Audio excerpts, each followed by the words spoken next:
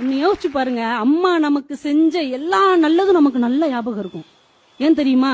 அதை சொல்லி காட்டிக்கிட்டே இருப்பாங்க. உனக்கு 2 வயசுல வயித்தால போகும்போது அத்தனை டாக்டர்கிட்ட அலைஞ்சேன், 5 வயசுல உனக்கு பேச்சு வராத போது இத்தனை கோயிலுக்கு அலைஞ்சேன், சொல்லி காட்டிக்கிட்டே இருப்பாங்க. அதனால அம்மா செஞ்ச நல்லது எல்லாம் நமக்கு நினைவுல இருக்கும். அப்பா செஞ்ச நல்லது ஒண்ணு கூட நினைவுல இருக்காது. ஏன் தெரியுமா?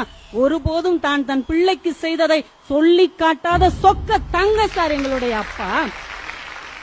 அப்பானா வெறும் வார்த்தையா?